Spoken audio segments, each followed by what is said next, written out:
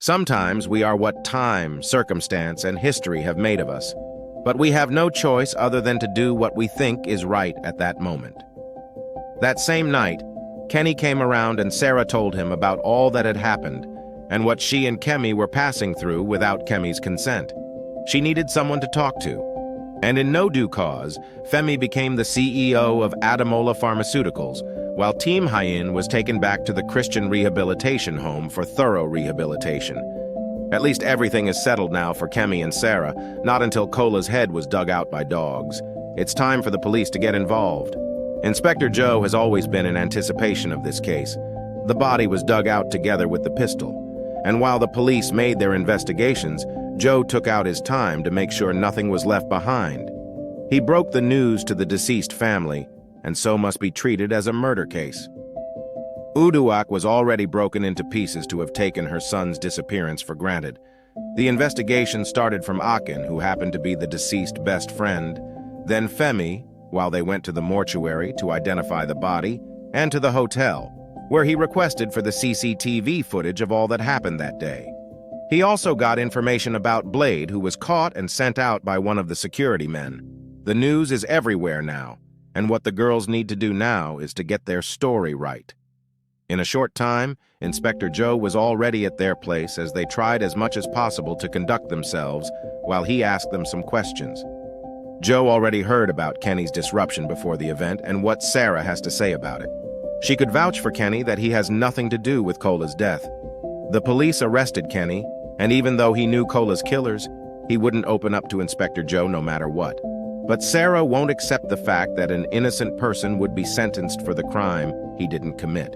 Kemi tried to convince her that it was just an interrogation and she has to calm down. Sarah was losing her mind because Kenny could be forced to talk. She had to tell Kemi what she had done. It's over for them now. Their chances of surviving is to find an escape route out of the country. They know Kenny will expose them, and any additional minute delay may be the end of their journey. Uduak's patience for the police to fish out the culprits was becoming thin. Something tells her Sarah knows something about her son's demise. She instructed her bodyguard to find her. While investigations were still going on, the hotel surveillance unit brought the recordings Inspector Joe requested for. These ladies should have thought of this before mutilating the corpse without traces. All evidence the police wanted is within reach now. They went for the girls immediately, but unfortunately for them, the girls were already on a Temple Run mission. On a journey to no destination, you have to be prepared for unforeseen circumstances, or better still, the worse. The question now is, how far can these ladies go? When you find yourself in such a perplexed situation, everything becomes a nightmare, and as bad as they may see it, anywhere is a way now. They settled in a remote village where they could hide their heads for the meantime. At least Cola should be given a befitting burial. Every friend and family member were present except for the deceased mother, which their tradition forbids. After the burial ceremony, she also paid respect to her son. But she wasn't there alone. Cola's biological father also came to sympathize with her. Cola wasn't a legitimate son of the Adamola family. Could that be the reason for the boundless love over other children? For weeks now, Uduak still grieves, but the police seems not to give a progressive response over the whereabouts of the girls. This is how ferocious a mother can be over the loss of her precious child. The police must do everything in their power to bring the girls to book. The chase was still going on Uncle B's side. He had got his source on finding the girls. Uduak wouldn't put all her eggs into one basket. Kenny is the only person who was aware of their whereabouts. He gave them some money and had also arranged to get passports for the girls to pass through the border out of the country. He truly loved this girl. At every point in a woman's life, she will always need a man to talk to in difficult situations. Kemi found herself in that situation and thought she could trust Akin. She called him to explain how it all happened, but unfortunately, Akin was the last person she should have thought of. It didn't take long before someone came knocking. Uncle B's source was right. The ladies put on their team spirit again like they did to Cola. It went into a fierce fight as Uncle B looked tougher, but these ladies tend to always get away with it. They have to find another way now. Uncle B escaped from the fire blaze and was still on the search for them, but honestly, he underestimated those girls. These ladies have been declared wanted in the country. Every car was being searched thoroughly. Kenny knew he might get himself into big trouble if found with those passports while at the checkpoint, so he threw them out of fear.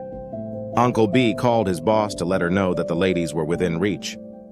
Uduak requested for his location so she could forward it to the Inspector General of Police. This is how big the Adamolas are. For some reasons, Kemi's explanations were beginning to sink into Akin's mind. This guy truly didn't know his best friend that very well until now. He gave Inspector Joe some information he got about his friend to foster his investigations. Sometimes when you're very close to someone, you're usually the last person to know about their demons. Somehow the girls found their way to the border where they were supposed to meet with Kenny to collect their passports, but Kenny was nowhere to be found. The alternative place for safety is Kemi's grandmother's house where no one could find them for the meantime, but how do they get there without any resources? Kemi has always been the courage behind this bizarre journey. She still had Uncle B's gun she got from him while struggling for their lives. These girls are no longer murderers but gangster as it may sound. Uncle B seems to have lost track of them. The only way he could get back at the girls is to patiently wait for someone they trust to take the lead.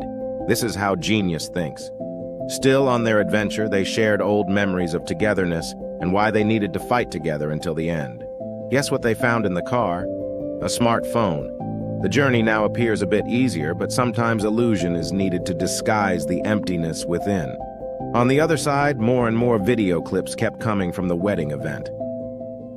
Inspector Joe got to find out about Blade. I mean, who in the police force doesn't know about Blade? There should be more other than just Kemi and Sarah. Joe told his boss about the recent update, but he was shocked to hear that only the girls are the official suspects in the case. This was from the Inspector General's desk. A question to ponder on: why is the Inspector General of Police suddenly getting involved in such matters rather than the Commissioner of Police? Akin also didn't stop there. He knew some ladies Kola had an affair with. Abasiyama was the closest of all before Sarah, but her cold response gave Akin a hint about his late friend. She wouldn't say anything, but she told Akin about Princess. He could ask her if he needed answers. Kemi and Sarah have run out of luck again in the middle of nowhere. They couldn't get help, so they had to sleep inside the car until the next morning. At least here is a bit safer now. Kemi threw away the gun she had while they kept walking until they jam another favor. The strangers introduced themselves as doctors who were also going to the same village for duty. Yet another luck presents itself.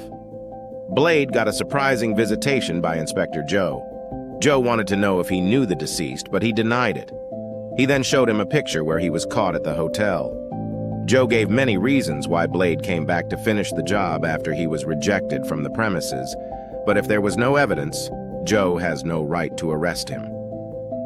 As tricky as it may look, the doctor stopped by in a guest house to pick up something before they continued their journey. The lady convinced Kemi to take a break with her friend since they looked tired, and then continue the next day.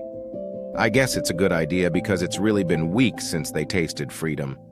Femi is already failing in his position as the CEO. The government has been avoiding him over the vaccination contract. I guess his mother was right about his inefficiency. Inspector Joe came knocking again with his sensational questions. Femi denied having anything to do with Blade, nor is he giving any relatable answers to Joe's point of issues. Joe proposed talking to Femi's mother or sister since he wasn't responding, but Femi cautioned him over such a move because they are not in their right frame of mind to talk to right now. Inspector Joe will do everything possible to get to the root of this matter. What does the last episode has for us? Will Inspector Joe find answers? How about the Kemi and Sarah? Would they survive the chase? Thanks for watching. Please comment your thoughts and also like and share this video for more super amazing videos that we are bringing to you. And if you're watching from our YouTube channel, you can also subscribe and turn on your notification for more. Thank you.